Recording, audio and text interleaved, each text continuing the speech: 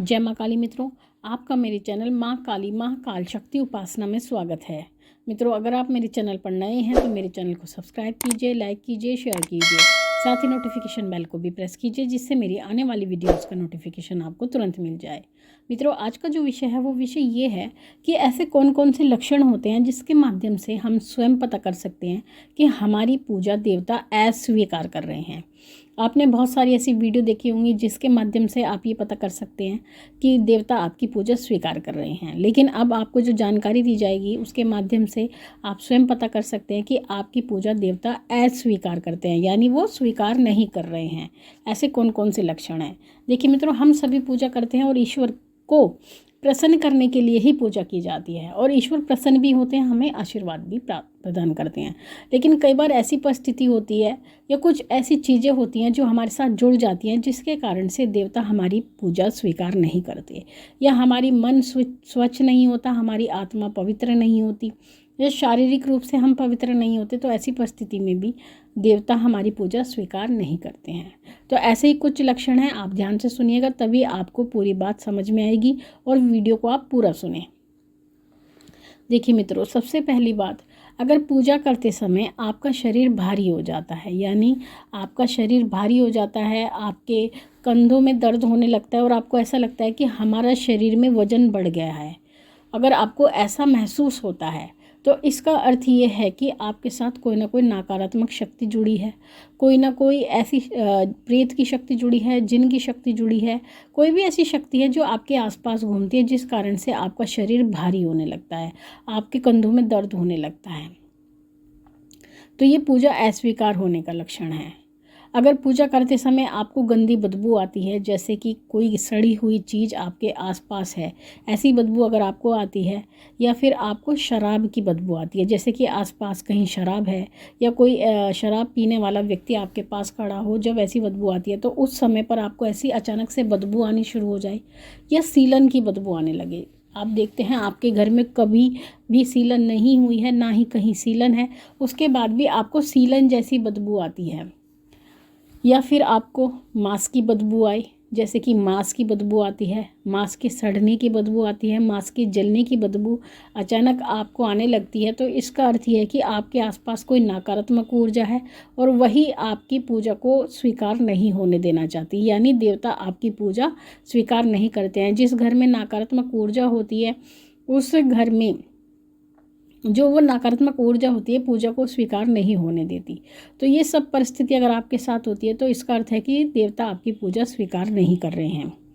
अगर पूजा करते समय आपका पूजा में मन नहीं लगता, यानी आप पूजा करने के लिए आसन पर बैठ तो जाते हैं लेकिन आपका मन नहीं लगता, आपको ऐसा लगता है कि पूजा एक बोझ के समान है, एक बोझ है जो हमें खींचना पड़ रहा है, हमें ज़बरदस्ती यहाँ बैठना पड़ रहा है, जबकि हमारा मन इस कार्य में बिल्कुल नहीं लग रहा है। आपका भजन कीर्तन करने को बिल्कुल मन नहीं करता, या अगर भजन कीर्तन कहीं चल रहा है तो उसे सुनने को आपका बिल्कुल भी मन नहीं करता, आप ऐसे ही बैठे रहते हो, ना ही आपका ताली बजाने का मन करता है, यानी आपको उस भजन कीर्तन में बिल्कुल भी आनंद नहीं आता है, रस नहीं आता है, आपको एक सजा के जैसा वो लगता है। तो इसका अर्थ यह है कि आपकी पूजा स्वीकार नहीं हो रही है, आपके अंदर एक ऐसी नकारात्मक ऊर्जा है जो आपका मन भटकाती है, आपका मन पूजा में नहीं लगने देती। अगर आपकी भगवान के सामने बैठने की इच्छा ना हो, यानी आप चाहकर भी भगवान के सामने ना बैठना चाहें और भगवान से साक्षात्कार नहीं करना चाहें, तो समझ जाओ कि आपकी पूजा स्वीकार नहीं हो रही है, यानी देवता आपकी पूजा स्वीकार नहीं करते हैं।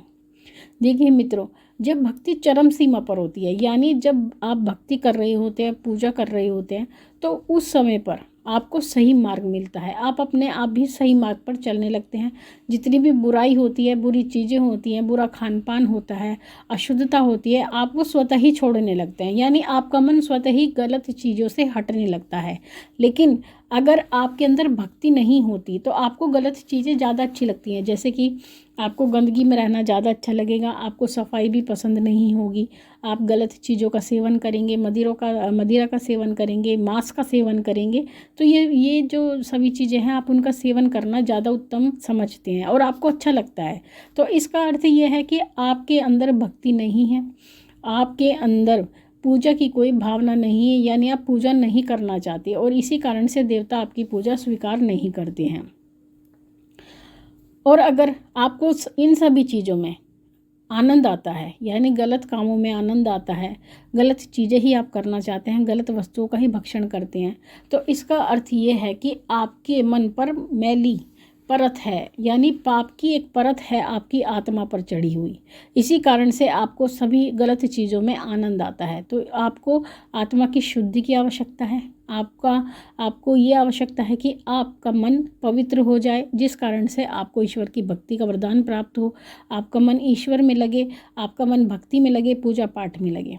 तो उसके लिए आपको क्या करना है, अगर आपकी ये परिस्थिति है तो आपको ज़बरदस्ती पूजा करनी चाहिए। यानी आप 10 मिनट ध्यान में ज़रूर बैठें, भगवान के लिए आसन पर ज़रूर बैठें। एक नियम बना लें कि मुझे पूजा करनी ही करनी है, चाहे मैं खाली बैठकर उठ जाऊं। भले ही आपका भगवान का नाम लेने का मन ना करें, उसके बाद भी आपको आसन पर अवश्य बैठना है। अगर आप मंत्र जाप करना जानते हैं तो आपको मंत्र जाप करना है। अगर आपके पास जप माला है तो एक माला अवश्य ही अपने इष्ट देव का ध्यान करें, या किसी भी देवी देवता का जिनको आप मानते हैं, या फिर आप नहीं जानते जिस देवता की भी अगर आपके घर में पूजा होती है, क्योंकि हमारे घर में एक देवता, मुख्य देवता ऐसे ज़रूर होते हैं जिसको सभी परिवार मानता है, तो उसी देवता की आप पूजा करें, आराधना करें, नाम जाप करें। तो जैसे जैसे आप जाप करेंगे वैसे वैसे जो आपके मन की जो मैली परत है वो धीरे धीरे उतरनी शुरू हो जाएगी।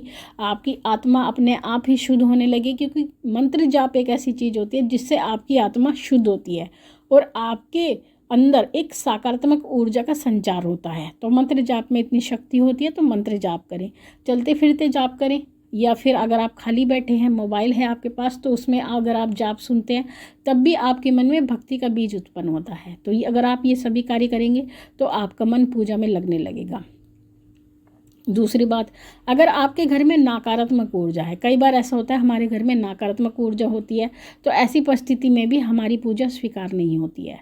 अगर हम अपने घरों में प्रेतों की पूजा करते हैं, यानी प्रेत सिद्धियां करते हैं, हमारे घर में मरे हुए लोगों की पूजा होती है, हम उस पर भगवान जो हमारे मरे हुए लोग हैं उस पर हम माला अर्पण करते हैं, उनके सामने दीपक जलाते हैं, धूप बत्ती करते हैं, और या फिर हमारे घर में जिन्नों की पूजा की जाती है, तो ऐसी परिस्थिति में भी देवता हमारी पूजा को स्वीकार नहीं करते, क्योंकि नकारात्मक ऊर्जा की अगर हम आराधना सेवा करेंगे तो देवता हमारी पूजा बिल्कुल भी स्वीकार नहीं कर सकते। ईश्वरीय शक्ति हमारी पूजा स्वीकार नहीं करते हैं।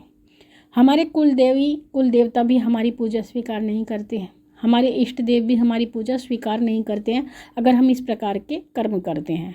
तो मित्रों, हमें ये सभी बातें ध्यान होनी चाहिए कि हमें केवल ईश्वरीय तत्व की पूजा करनी है, ना कि आत्माओं की पूजा। आत्मा की पूजा करने से आपको कुछ भी प्राप्त नहीं होता है, आपका जीवन खराब होता है और मृत्यु के बाद भी आप उसी योनि को प्राप्त करते हैं जिस योनि की आप पूजा करते हैं। यानी अगर आप प्रेतों की पूजा करते हैं तो मरने के बाद आपको प्रेत योनि ही प्राप्त होती है, और अगर आप जिन्नों की पूजा करते हैं तो आपको जिन योनि ही प्राप्त होती है। यानी जिसकी भी आप पूजा करेंगे आपको वही योनि प्राप्त होती है।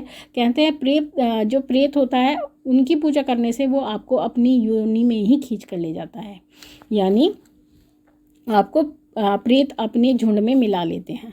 तो एक छोटी सी बात है, महत्वपूर्ण बात है, अगर आप समझते हैं तो अपने जीवन को सफल बना लेते हैं, अपने मुक्ति के मार्ग को प्रशस्त कर लेते हैं।